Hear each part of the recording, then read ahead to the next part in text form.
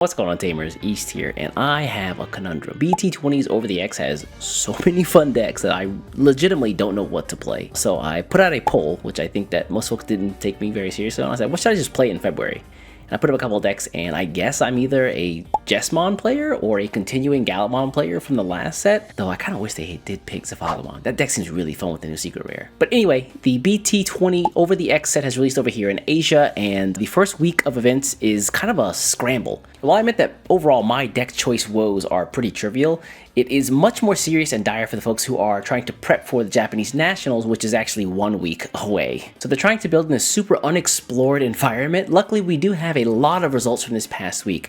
Not only do we have the regular events that happen at locals and some of the community events, but also we have the release weekend tournament, which had the great prizing of the Alt Art Yuki Tamer, and folks really showed out for those.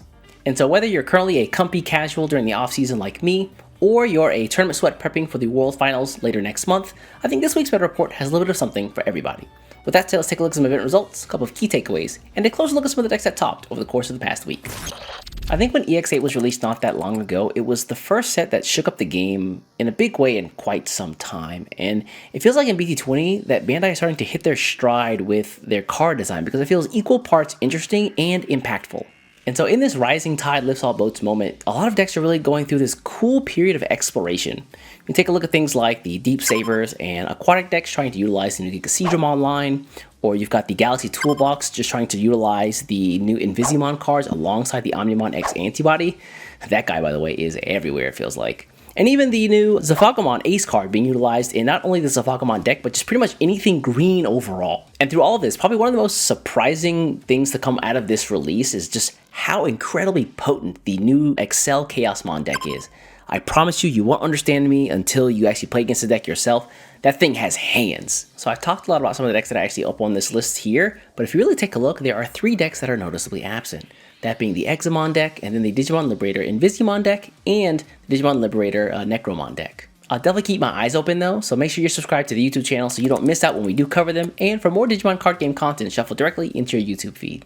So most of the first week, I played a lot of Chaosmon, and I went through a couple of iterations trying to find a build that was equal parts strong, fast, and efficient.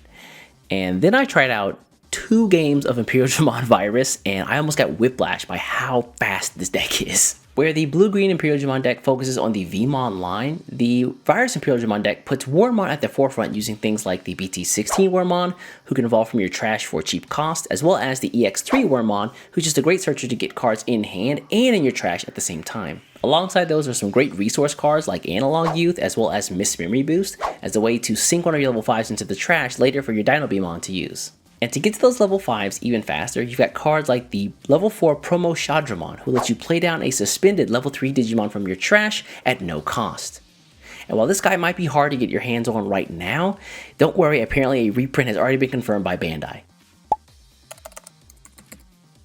Alongside him are the EX3 Shadramon and Flamedramon cards, both of which let you evolve another Digimon from a level 3 to a level 4 free trait, or you can DNA that Digimon with another Digimon on board to get to your level 5. And then once you get to that BT16 Dinobemon, he lets you play another level 5 from trash, it gets rushed, and then can attack immediately. And the new BT20 Imperialdramon and Dinobemon cards also serve important roles, with the Imperialdramon card being your offensive attacker, who can give himself DP buffs and piercing, and then the Dinobemon allows you to recover cards from trash in case you've lost them earlier on in the game. The added benefit of both of these is that whenever they would be removed from the board in some way, whether it's through deletion with the Imperialdramon or bouncing with the Dinobemon, they can actually DNA Digivolve on the spot into level 6 and prevent that from happening. And this list opts to focus more on the EX3 version of the Imperialdramon Dragon mode, who gets Blitz, plus 2k on swing, and can evolve during the attack as well. And then once you get to your fighter mode, alongside of the Dragon mode's effect, you get essentially a full board wipe, you can discard a security, and you get to check. And if you've been a longtime fan of Virus Imperialdramon, well, it's time to dust off those EX3 cards because now this deck slaps.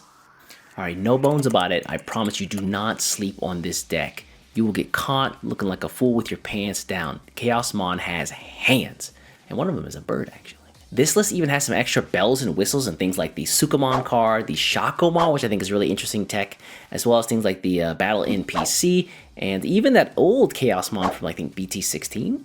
The myriad of resting effects and DP minus from this deck is enough to pretty much get rid of any floodgate, and their inheritance effects that give you barrier or piercing are also just welcome additions. And the level 6 Valdermon and Bonchaleomon effects being on play and on Digivolve means that whenever you do go into your Chaosmon, if he's taken out, the resulting partition affects the board in a really big way. It feels like the Chaosmon just has built-in counterplay to ace cards, where if you try to ace and then destroy him or remove him from the board in some way, then the partition pops out, the Bonchaleomon drops down, you get Digivolve 2, and then Womp Womp Overflow. And while we're on the subject of Chaosmon, he definitely feels like the everything card for the deck, where he gives you a memory refund when you get into him, Security Attack Plus, he's got the partition we just talked about, he can rest your opponent's Digimon, and then he can prevent all of your opponent's Digimon from unsuspending for a turn, and he shuts off all on-play effects from Digimon and Tamers for a turn. Talk about a keystone piece. And if you're thinking right now, East, it's kind of difficult to get out 2 level 6s in a single turn, well don't worry, the Singularity of Chaos option card is here to save the day. It lets you get up a second level 6 for essentially 3 costs, all the while being able to make attacks and affect the board at the same time. And at the end of the turn, you're going to get to your Chaosmon. Whether you're interested or not interested in this deck, I just recommend you definitely give it a try. Build it up, you can even use like the base Excel cards if you want to, but I promise you, you will see that this thing packs an incredible punch. Each week, I allow my champion level and higher YouTube members to vote on decks they want to see featured in these meta report videos. And this week, they made me proud and voted to see Chaosmon. If you want to vote on decks that you'd like to see covered in these kinds of videos, as well as some other cool perks and bonuses like early access to my content, consider becoming a YouTube member as well. I want to give a big shout out to all the folks who do support the channel, and with that, let's take a look at Chaosmon. Alright, so Chaosmon. Let me first clean this list up a little bit. 1 second. Alright, and cleaner Chaosmon. Actually, for this next bit, Seiji, can you do me a favor and like Photoshop the Morpheus glasses on me? Can we figure that out somehow? Appreciate you. Being a Chaosmon player in BT20 means you either take the blue pill and you wake up tomorrow playing with your system on cards, believing whatever you want to believe. Or you take the red pill, stay in Wonderland, and Gankumon shows you how deep the rabbit hole goes. So Chaosmon has access to a new game plan where you essentially just give up 6 memory, and as a result you get Chaosmon, Gankumon, and the Afe Rebe Poor token? Is that right? Who names these things? You know what I mean, the token with blocker, reboot, and decoy. And on top of all of this, you have the Chaosmon GX Ace in the back in your hand anyway, in order to put the fear of God into your opponent if they decide to swing. All this is due in part to the new level 4 Bowhuckmon, who lets you play down a Sistermon or Gankumon named Digimon for cost -2 from your hand.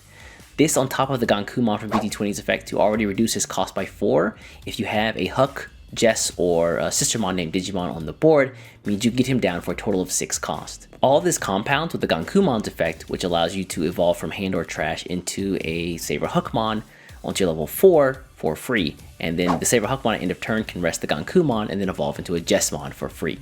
The Chaosmon also lets you play the token, and suddenly you have a huge board. There are some versions of this list that also include a couple copies of Sistermon CL, who lets you evolve on play and gets memory +1 when you do that.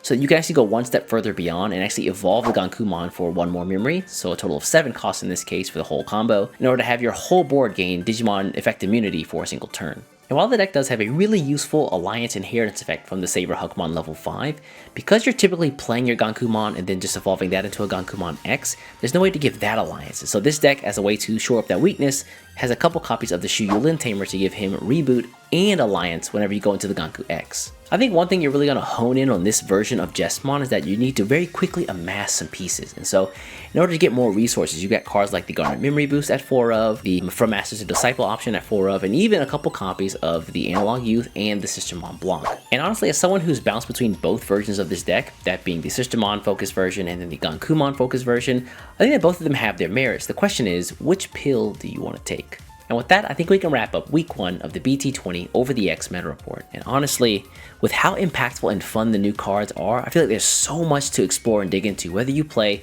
one of the older decks in the game or one of the decks introduced in this set. Anyways, folks, I gotta go build Royal Knights because I just watched the game on stream and I realized I have no idea what's happening. Anyways, I'm gonna get out of here. Before you get out of here, do me a favor, hit the subscribe button, and I'll catch you in the next one. Take care.